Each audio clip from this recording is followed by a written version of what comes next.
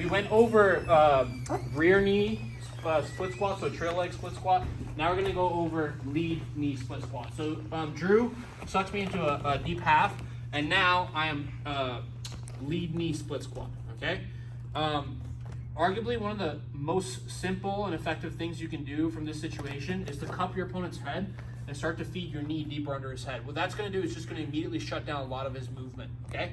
Understand that your opponent, in reality, there's a medium ground or a happy ground with his scoop grip and his head can coexist with one another, and he can move me around the mat, okay? And that's where Drew is right now. But ironically enough, if I feed him too deep and I bring my knee far across and under his head, that wedge under his head becomes an obstacle to him. So now when he tries to move me around a little bit, go ahead, it's just a little bit harder. It's not impossible, it's just harder, okay? So this is a great initial reaction where as soon as he scoops me into the half guard, let's go back a second. He scoops me into the half guard, I cup his head and I bring my knee forward if I can, okay? But this isn't gonna shut everything down. Next thing I wanna be careful of is his butterfly hooks getting under this leg, because his butterfly hook getting under my leg is gonna be the start of many attacks, exactly. He's gonna start pommeling his butterfly hooks in. The way we start to negate this by taking my hand, posting on his knee, and starting to push my knee out, okay? Now, again, that's not gonna completely solve all my problems.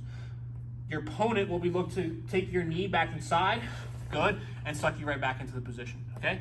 So from here, I'm gonna post, I free my knee. As he goes to post on me, I bring my hand to inside position.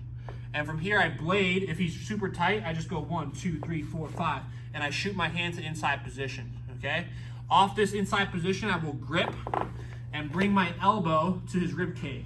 So that with that elbow on the rib cage, I can lift, feed my second elbow to his rib cage, pop out, and grab a Kimura. And we'll stop there for now. I'll show you guys one way to pass with the Kimura, but for now, we'll just keep it right there. Okay, so once again, deep half guard situation, lead knee goes down, I grip his head, and I start to cut the corner just to bother his head a little bit. I post his knee, and I start to get my knee out.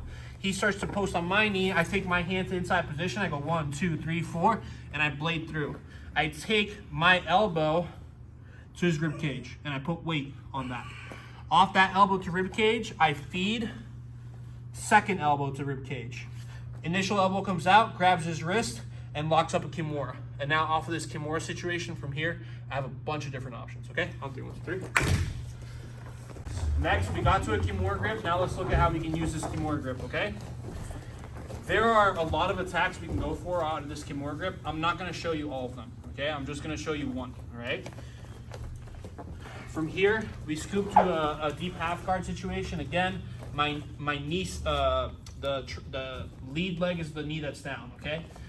I scoop his head and I keep his head shelved. I free my knee as much as possible, okay? He's gonna post, good. That's gonna allow me to start digging underhooks into place, okay? I scoop his shoulder, I wedge the elbow, and I start to get weight over that elbow wedge. I pass off and I get to my Kimura grip. Once I'm in my Kimura grip, there are 2 possible reactions essentially your opponent can have from here.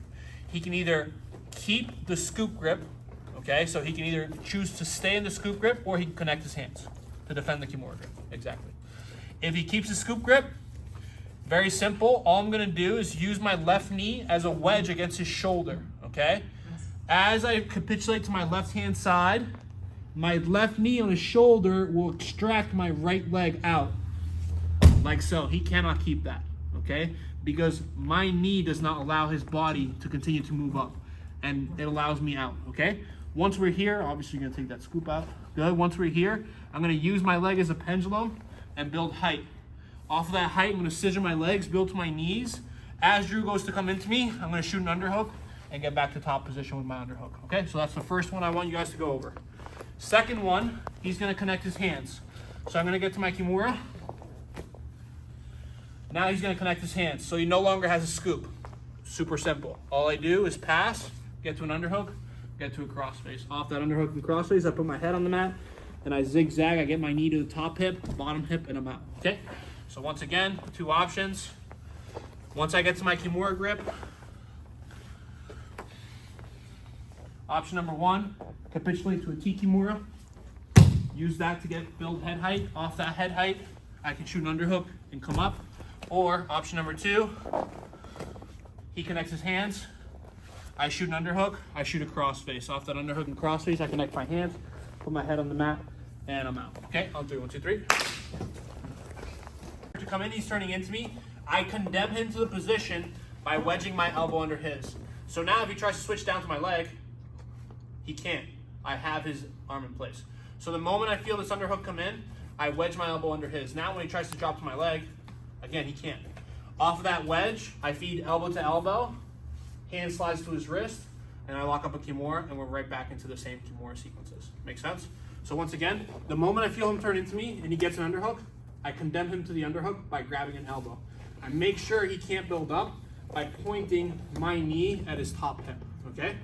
So again, half guard situation, Drew scoops through. This guy's really good, he's off balance me, I push back into him, he comes back into me, exactly. And he comes into this situation. I reach and I hug his elbow. Now from here, I point my knee at his top hip. When he tries to go back down to my leg to finish the wrestle up, he can't get back down to my leg. From here, I go elbow to elbow, slide up to his wrist, strip, and get to my Kimura. And then from there, obviously you guys know what to do. Okay, on 3, 1, 2, 3. Okay. All right, next one. Now my opponent knows eventually he can't build with an underhook, all right? So a good guy knows with an underhook, it's gonna be impossible to build if I point my knee at his top hip. So when he turns into me, just keep an underhook. As long as I point my knee at his top hip, he can't build here, okay? He tries to build, he can't, it's impossible, okay? It's not until my knee points to the mat, now he can start to build, okay? Even if he has an underhook, he can build just on my waist, exactly. Okay, it's not, granted, it's not the best build up, right? Because there's a lot of exposure, elongation of the arm, but he can as long as my knee points to the mat. He knows that. Guess what he's gonna try to do to get my knee to point to the mat? What he's gonna do is he's gonna take his arm and try to use it to shuck my knee, point down to the mat. Go ahead. Like so. You can turn the, you can walk around. People can move around you. So from here, now that my knee's pointing at the mat, now Drew can start to build with authority. And I have no control of that top hip, and he can start to rise, okay? The way we're gonna stop that is I'm gonna reinforce on that hip. How am I gonna reinforce? I'm gonna use 2 limbs instead of just 1 to stop that hip from coming up. I'm gonna use my knee and my hand. As he tries to come up, watch what my knee and my hand do. I post my knee and my hand on that hip. So that when he tries to shift my knee down, my hand and my knee working together will stop him in his tracks, okay? From here, if you can flare the elbow and get back to a Kimura, great. Let's pretend the guy's super strong and roided, okay? He's on steroids, all right? He's just stronger, bigger, blacker than you, okay? So from here, he's gonna build to an elbow, just like so. Now, the nice thing about this, go back down. If you post on this hip and keep weight over that hip with your head driving to it and your knee driving to it, that buildup will be very slow. If I take weight off of this, he can build fast. Go back. If I keep weight on it, he builds slow. Go back. Off that slow build, go ahead, will allow me to catch that wrist. Okay, so now I'm gonna go through and I'll catch that wrist. I roll my right shoulder, and I have a Kimura again. And we're right back into the same sequences. Make sense? I heist up, my knee comes down, I push an underhook, and I'm right back in. Okay, one more time. Again, guys, let me simplify it for you. He wants to turn into me, I shut down this hip. When Drew turns into me, his hip turns into me. Go back. Turns into me, his hip turns into me. If I can shut down this hip, I shut down all his offense. That's it. It's pretty simple. Okay? Top knee on the top head position. He turns into me, I post my hand and my knee on that hip, and I keep it down.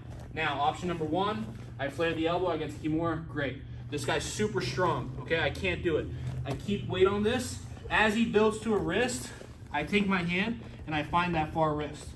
I roll on my right shoulder, and I lock up a Kimura. And now from here, we're in good offense. I heist up, scissor my legs, build to my knees, punch an underhook, and great situation to attack. On 3, 1, 2, 3. All right, last technique. Let's go over the very last counter that your opponent can provide if he turns his hip into you, okay? So we know that if he turns his hip into us, that's a bad thing for us, good thing for him. So I keep my knee framed on that hip to keep it down and keep it flat, okay? From here, he turns into me. I post my knee on that hip, Now, while it does shut down him coming up, the one vulnerability that this has is that it leaves space between my legs, okay? And that will allow Drew to take his bottom knee to inside position. So go back for a second. So I'm posting on the top knee. From here, he can take that bottom leg, pommel it to inside position, exactly. And as he pommels that to inside position, now he can start to off-balance me. Exactly, and now he's dominating the dance again, okay? So, from here, the moment, so he's turning into me, I post and I flare my knee up. That leaves space between my knees. The moment I feel him flare inside, all I do is grip the ankle and I stand up. That's it. I just grip the ankle and I stand up, okay? From here, when Drew's trying to move me around, it's tough. I walk towards the leg and I pommel out, okay? Now from here, again, I don't want him to connect knee and elbow. I seal the knee and the elbow and I fall into a good passing position, okay? So let's look at that one more time. Again, remember that the one weakness to this method of pointing my knee at his top hip is that it leaves space between my legs, exactly. And he's gonna be able to pommel a knee inside and then start to bother me with that, okay?